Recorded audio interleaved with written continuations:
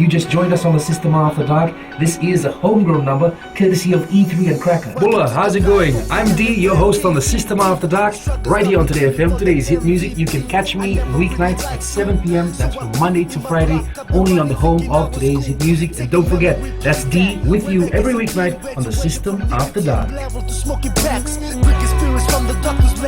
Even got that homebrew flowing.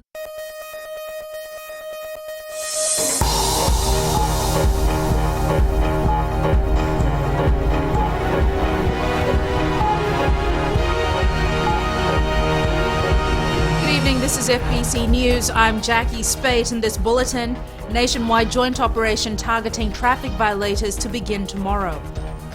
Family of 5 left homeless after morning blaze. And government to begin national exercise to collect views for a 5-year development plan.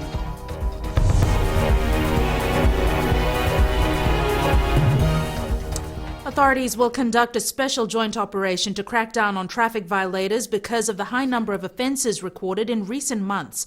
The joint operation by the Police Force, Land Transport Authority and municipal councils will begin nationwide tomorrow. Suva has the details. What we have discussed, and probably we'll draft an operation order by this afternoon.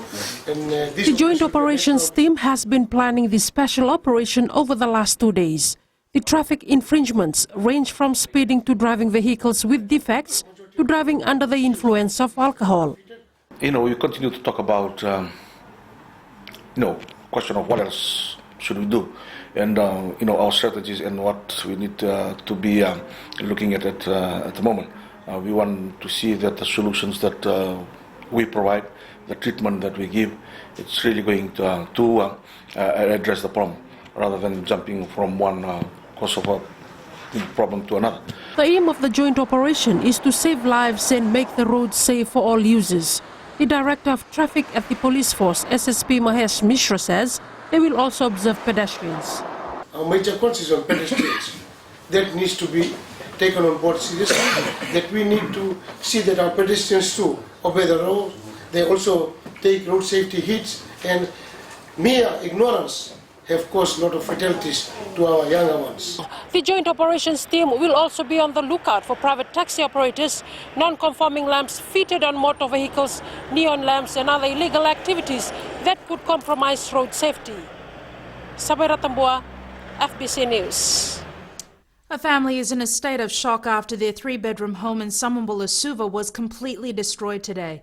Authorities are investigating the cause of the fire. Chanel Sivan was at the scene. This was the state of the house when we arrived this morning. A lean-to 3-bedroom house fully engulfed in fire. Within minutes, it was razed to the ground. Owner Bobby Dave says while he is thankful no one perished, his family of 5 is now homeless. National Fire Authority Chief Executive John O'Connor says their response time was quick. The teams from Volleyball and Suva fire stations began to fight the fire using all the appliances that responded, plus the hydrant from using the hydrant. I think by the time we arrived, priority was to contain the fire to prevent any fire from spreading to other properties that located in the settlement. O'Connor says the team responded well since the location of the property was at the bottom of the valley and the team was well trained. It's unclear at this stage what caused the fire. An investigation is being conducted by the National Fire Authority and police. Chanel Shivan, FBC News. The government is about to begin a national exercise to collect views for a 5-year development plan. This eventual plan is expected to form the basis of all government policies and strategies in the years to come. Edwin on reports. Fiji hasn't had a national development plan for 27 years. While there have been annual targets and strategies, long-term plans have been lacking.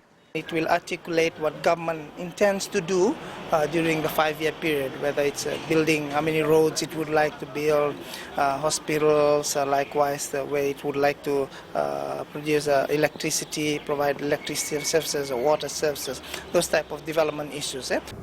Permanent Secretary for Finance and National Planning Filimoni Wangambada says countrywide consultations will be held.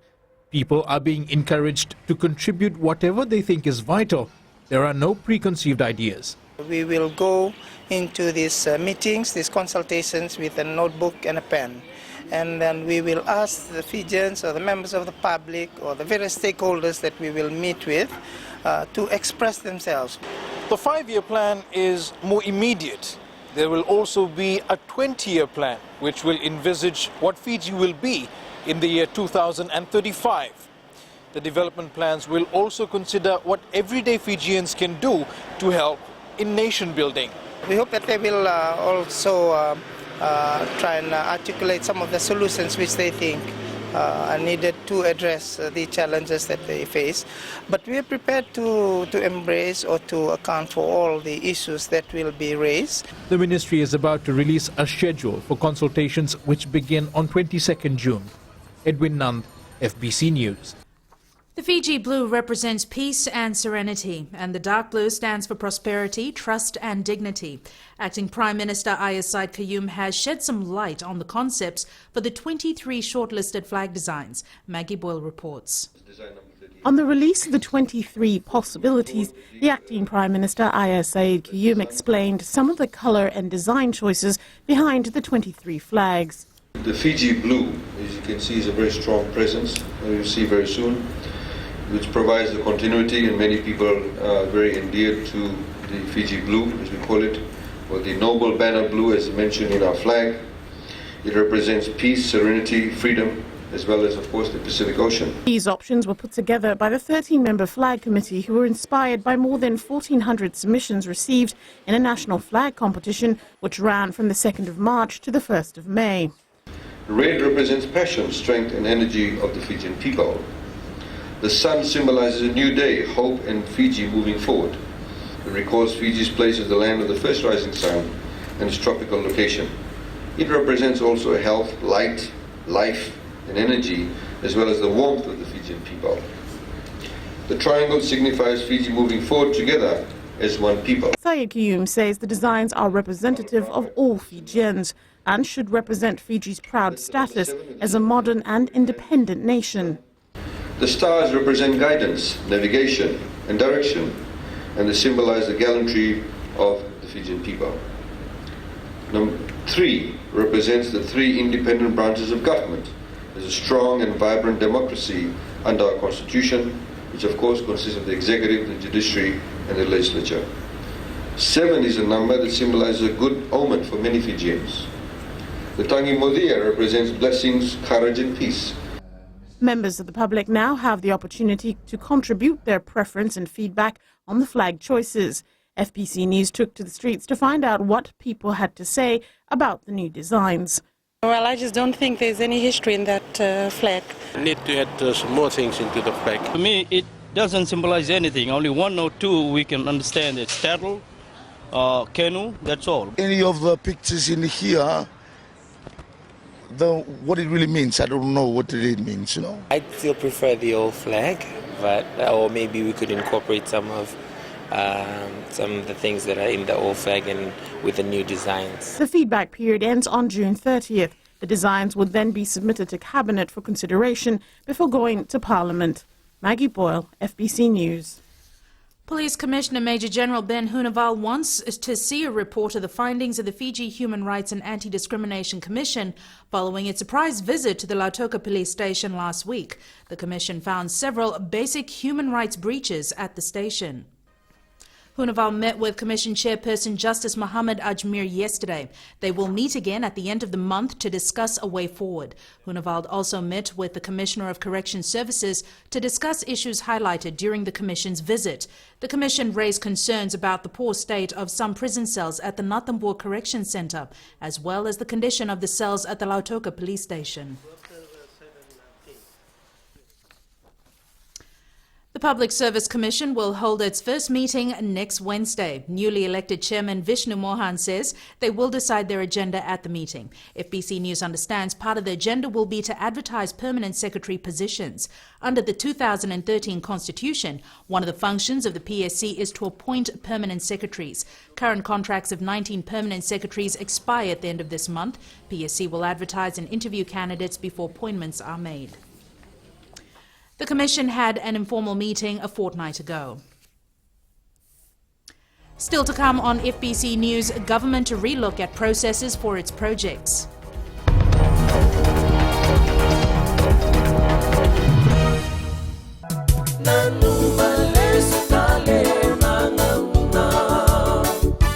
Bika boleh boleh sambut mai, hena guna baru taki na yan robongi kebika. Na mau to mai buka tali tu na bisere waraki muni na guna baru taki ngo na yan robongi enam pula FM. Nimbola benaka, oya ubika na isoro ranyo na to mani mai na bito na kabiki na tini keruai nong bongi lebu. Ena guna baru taki sekoya na yan robongi enam pula FM enam bandua ena sere.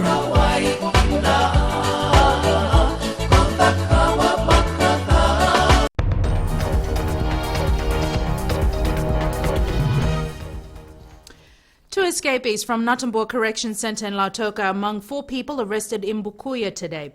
The inmates escaped from the centre this morning and joined 2 women before carrying out a robbery at Navutu. The 4 then stole a car from Field 40 and fled. Police officers pursued the suspects as they headed towards the Nausori Highlands.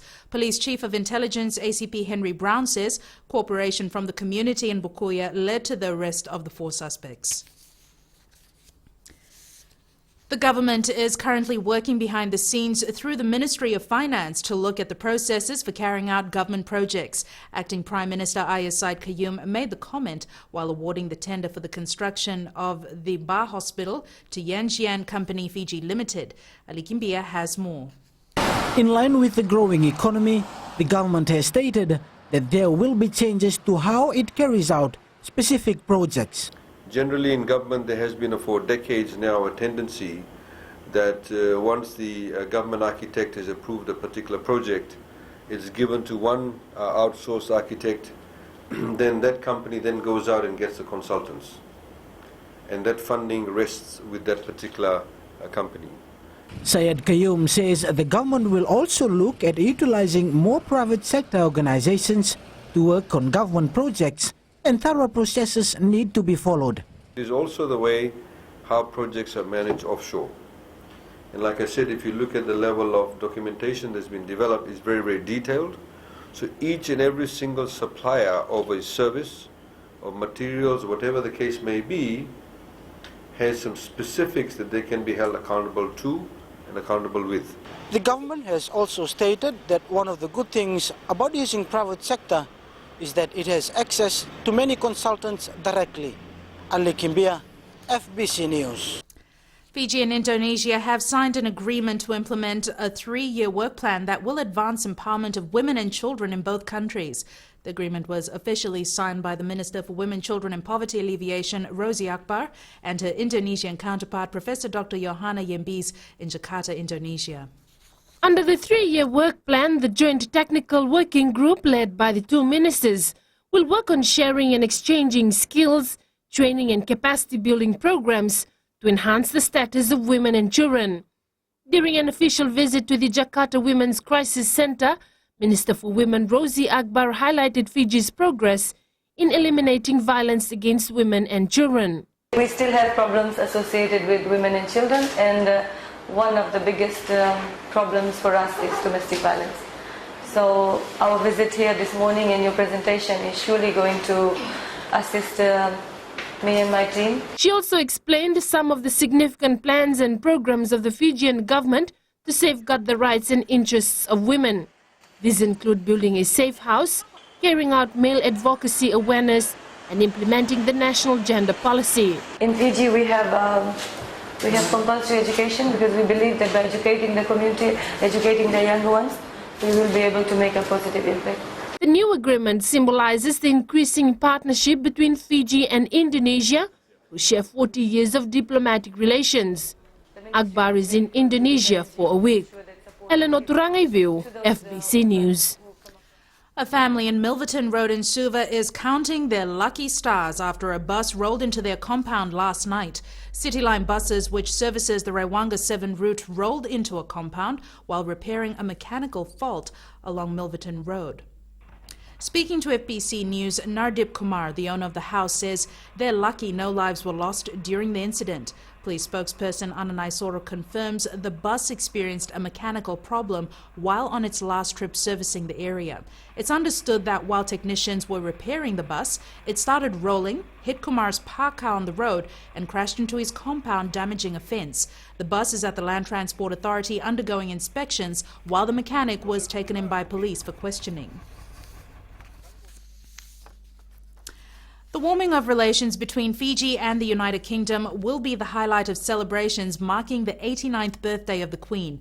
A special event will be held at the British High Commissioner's residence in Suva tonight, commemorating the birthday. Ritika Pratap reports. The final touches being put to what is expected to be an evening to remember.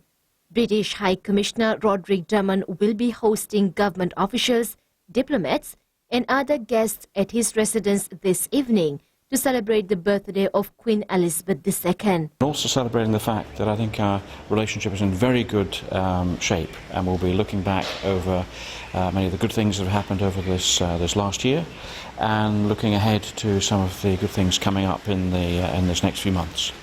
Drummond says the two countries have come a long way in terms of people-to-people ties. Examples of people-to-people ties, British volunteers here working in Fiji, contributing to communities and schools, young Fijians going to the UK to show their culture. We've got a dance group at the moment across in the UK. 7 Fijian students who have been granted scholarships will be travelling to the UK in September to do their master's studies. The Queen's actual birthday is on 21st April. However, her official birthday is held in June.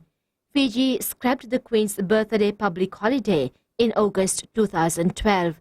Ritika Pratap, FBC News. Delegates of the African, Caribbean, Pacific and European Union Parliamentary Assembly were hosted to a welcome dinner by Foreign Affairs Minister Ratuinoke Kumbombola last night. Over 300 parliamentarians are in the country for the 38th session of the ACP Parliamentary Assembly and the 29th session of the ACP EU Joint Parliamentary Assembly. The parliamentarians are from 78 ACP countries and the European Union. Committee meetings started today, while the plenary sessions will start next week. And on that note, Jamie joins us now with the latest in sports. Thank you, Jackie, and good evening. Coming up in sports, Fiji volleyball teams to miss out on Pacific Games, and John McKee says a PNC spot will not guarantee players a ticket to the Rugby World Cup. Find out more after the break.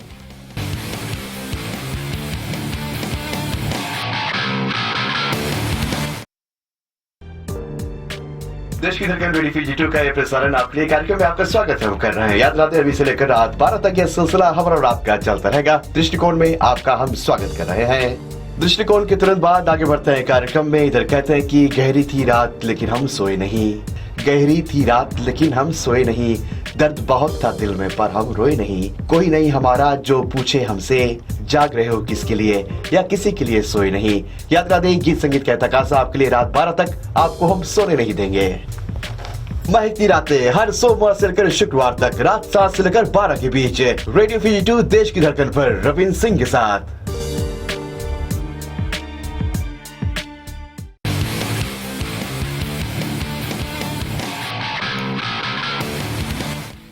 The Fiji men's and women's volleyball teams will not be participating at this year's Pacific Games in Papua New Guinea.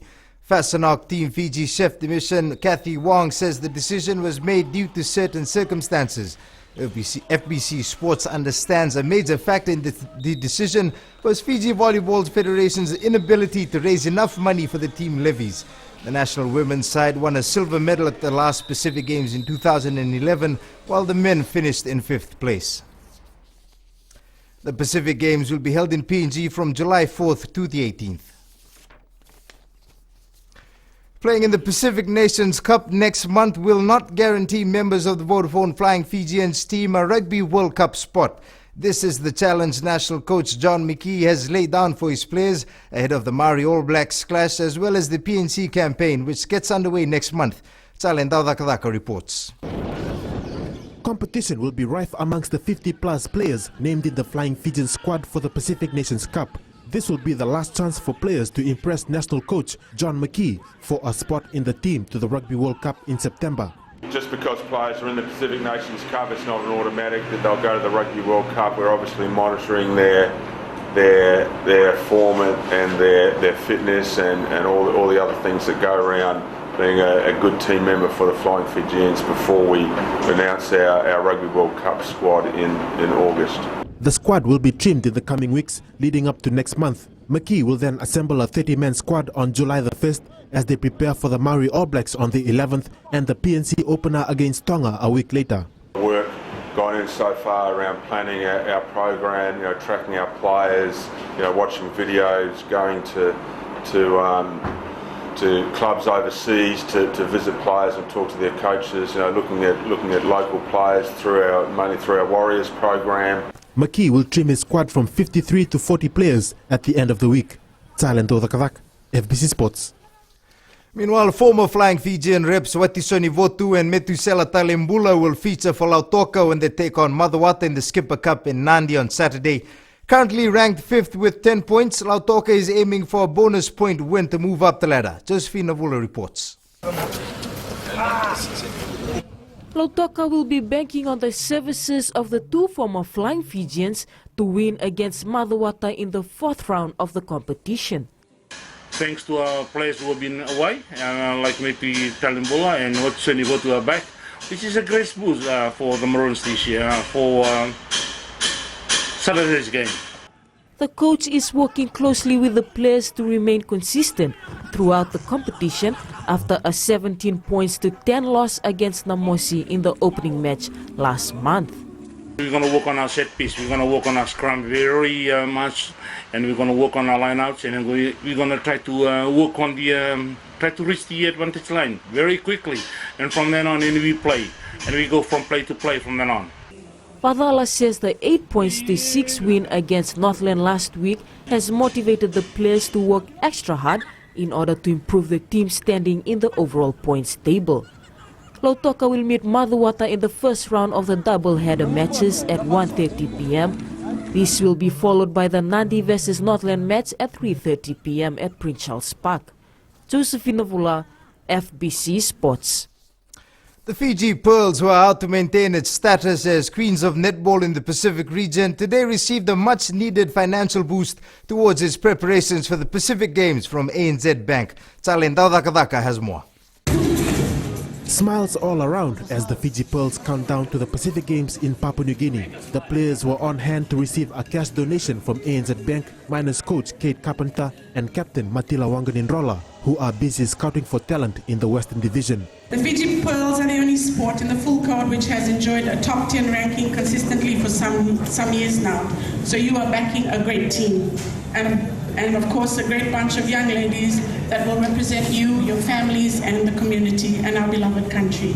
The Fiji Pearls will head into the Pacific Games as one of the favorites, with Samoa and the host PNG sizing up to be their toughest opponents.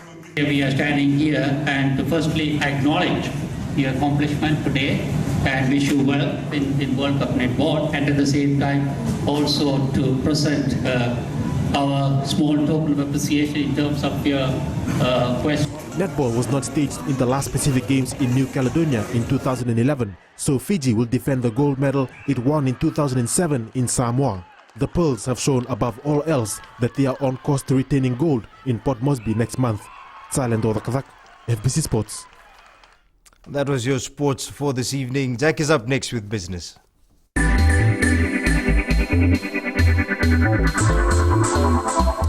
A small and micro enterprises or SME promotion and sales centre has opened in Suva today. While launching the centre, Minister for Trade Fayaz Koya said the centre will enable SME operators to market their products. Watisoni Raikandroka reports. With the potential to generate $800 million in income annually, SMEs are an important part of the economy. The acting CEO for National Centre for Small and Micro Enterprises Development, Ravi Chand, says the centre is a new addition to the array of business support services currently available to SMEs. The facility will help promote and connect products to potential markets. Government grants are another facility that are part of ongoing work by the government to support and raise the profile of SMEs. Today, a total of 1,846 enterprises have been assisted with grants totaling a sum of $6.4 million.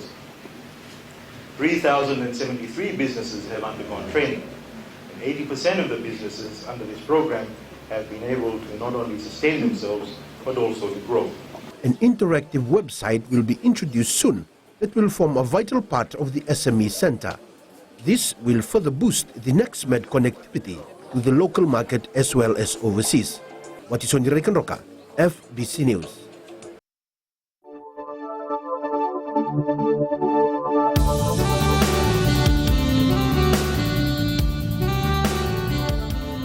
Some showers were experienced over the eastern parts and interior of the larger islands. Fine weather prevailed elsewhere.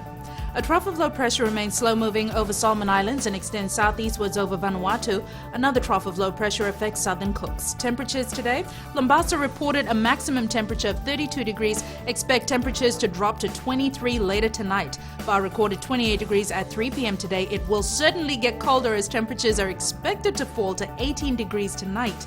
27 degrees was the maximum in Suva today. Tonight, expect temperatures to hit 21 degrees. Forecast for tomorrow: some showers over the interior and eastern parts of the larger islands, elsewhere fine. And Friday's outlook: some showers over the eastern parts and interior of the larger islands.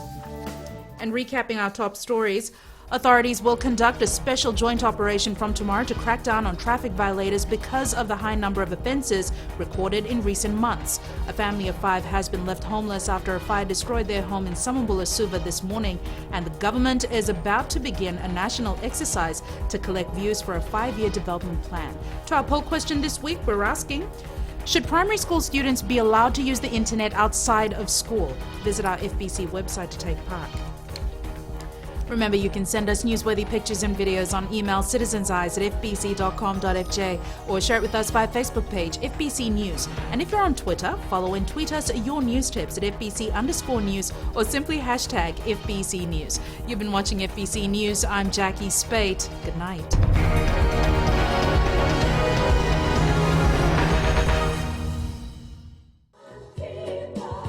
Great words there from Lucky Dube and Baban. I hope you enjoyed that number. Different colors just for you. On Gold FM, only the classic hits. Louise with you on the Center Show. Well, thank you so much for the sweet company. This is Alana Miles, one of my favorites, and Black Velvet for you. Hi there. Join me on the Center Show every weekday from 9 a.m. to 2 p.m. for the best sounds on Gold FM. Only the classic hits.